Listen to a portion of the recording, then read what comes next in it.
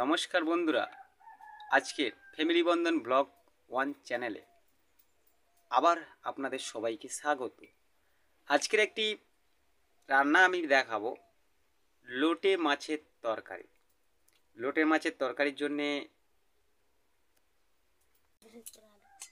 সরু সরু করে আলু কুচে নেওয়া হয়েছে, আর সঙ্গে থাকছে পেঁয়াজ কুচি আর আদা রসুন কুচি।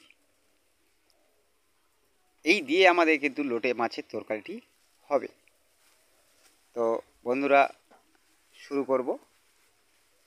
তো প্রথমে আমাদের এই পেঁয়াজ কুচি এবং আদা রসুন কুচি, লোটে মাছটি কিন্তু ভাজা করা হবে না।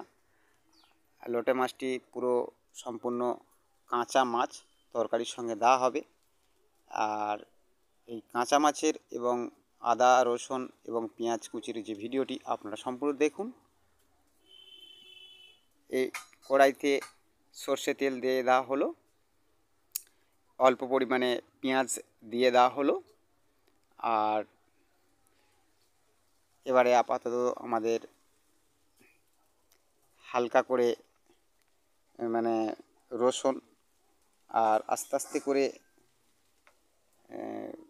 খুন্তি দিয়ে কড়াইতে আদা রসুন পেঁয়াজ কুচি দিয়ে নাড়তে হবে। নাড়তে নাড়তে অল্প লবণও দিয়ে দিলাম। তো নাড়তে নাড়তে যখন কড়াটা প্রচণ্ড গরম হয়ে যাবে, একটা ঝাঁঝালো গন্ধ তৈরি হবে। হালকা পেঁয়াজ কিন্তু খুব ভালো করে ভাজতে হবে না, তো মিডিয়াম সাইজের পেঁয়াজ কিন্তু ভাজতে হবে, যেখানে হচ্ছে কি আদা রসুনের একটা হালকা ঝাঁঝালো গন্ধ বের হয়। তারপরে কিন্তু হালকা করে এইভাবে নাড়তে থাকতে হবে। বেশ ঝাঁঝালো গন্ধও বেরোচ্ছে ভালোভাবে। তো দেখতে পাচ্ছেন আস্তে আস্তে যেন খুব ভালো একটু হিট হয়েছে। তারপরে কিছুটা সময় নাড়ার পরে এবারে কিন্তু আমাদের সরু সরু করে আলু কুচি যেগুলো কাটা হয়েছিল সেইগুলো কিন্তু এই কড়াইতে দিয়ে দেওয়া হচ্ছে। এই পেঁয়াজ আর আদা রসুনের সঙ্গে দিয়ে অল্প পরিমাণে হলুদ গুঁড়ো দেওয়া হবে, আর সঙ্গে ঝাল গুঁড়ো অল্প পরিমাণে দেওয়া হবে, আর সামান্য লবণ কিন্তু দেওয়া হবে, এবং একটু মিট মশলা যেটা হচ্ছে কি সানরাইজ অল্প পরিমাণে দিতে হবে, তাতে আর একটু টেস্ট বা ঝাঁঝালো একটু স্বাদে পরিণত হবে যেটা। আর তার সঙ্গে আরেকটি হচ্ছে কি চিকেন মশলা তো অল্প পরিমাণে দিতে হবে। দিলে তরকারিটা আর একটু বেশ আদা রসুনের সঙ্গে মাংসর মতো একটু ভালো লাগবে। দিয়ে এইভাবে কিন্তু আমাদের কড়াইতে নাড়তে হবে।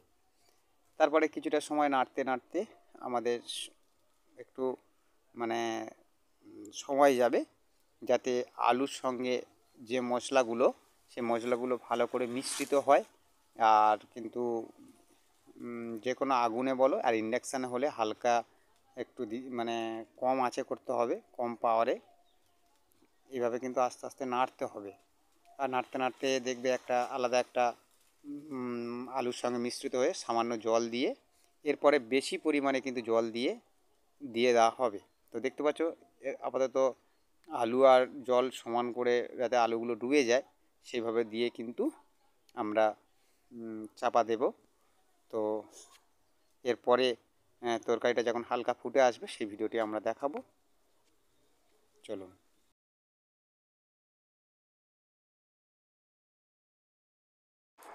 বন্ধুরা, কিছুটা সময় আলুটা সিদ্ধ করার জন্য ডিশ চাপা দেওয়া হয়েছিল।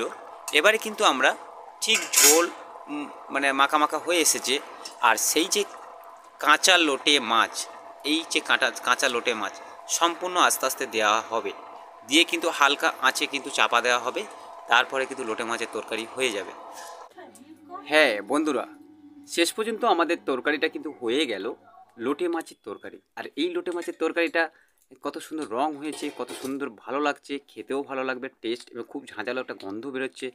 তো অল্প গরম ভাতের সঙ্গে খেলে ভীষণ ভালো লাগবে। তো বন্ধুরা ভালো থাকবেন, সুস্থ থাকবেন। আমার এই চ্যানেলে সাবস্ক্রাইব করে, যারা সাবস্ক্রাইব করেননি এই চ্যানেলে সাবস্ক্রাইব করবেন। থ্যাংক ইউ, রাখলাম, ভালো থাকবেন।